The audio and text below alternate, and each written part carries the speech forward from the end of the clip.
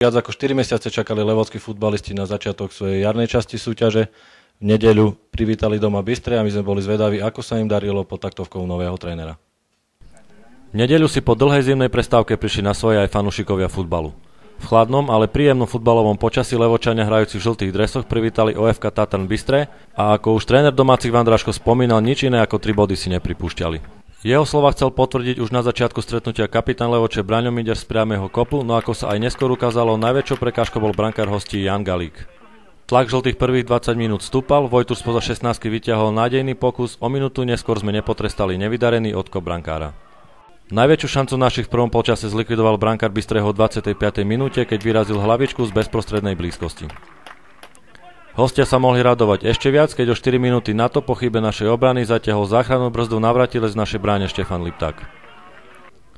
Do prestávky Levočania ešte viackrát dohrozili branku supera, no i po priťuknutí Vojtuša Miďašovi a opäť dobrom zákroku Galíka sa bezgólový stav nemenil.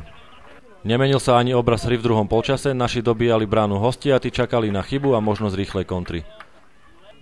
Po faule na nášho kapitána sa znova vyťahol už niekoľkokrát spomínaný Galík. Takzvanú tutovku spálil v 63. minúte striedajúci žolík Michal Kašper, keď po 3 minútach svojho pobytu na ihrisku mal gól na kopačke, no ani na dvakrát sa mu to nepodarilo. Na druhej strane sa vyznamenal náš gólman, ktorý vytlačil dobre kopnutý priamy kop červených na roh. Trpezlivo sa nakoniec Levočanom vyplatila.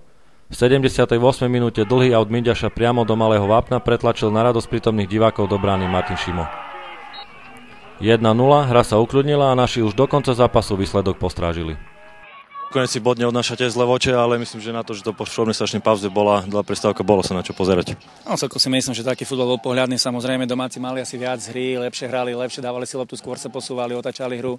Boli rýchlejší, sviežší, boli takí trošku, mali nejaké tie golové šance, samozrejme, ktoré nevyužili.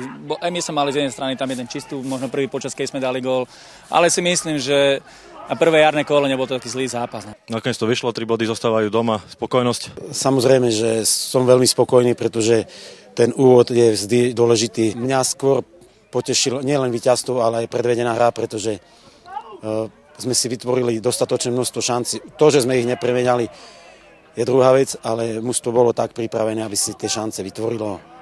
Vďaka Bohu, že sme ten jeden gól dali a tie 3 body, myslím si, zaslúžene zostali v Levoči. Vyzdvihli by ste nejakého hráča, Lešňovský vpredu bojoval, ďalčomu síly stačili? Veľmi príjemne ma prekvapili mladí hráči, ktorí nastúpili ako Robo Závacký, ktorý dostal priestor, ešte to dorastenec, veľmi dobre sa ukázal. A čo sa týka Peťa Lešňovského, keď už ste sa pýtali, myslím si, že jeho výkon ako netreba komentovať. Každý, kto bol na futbale, videl, že robil kus veľkej roboty.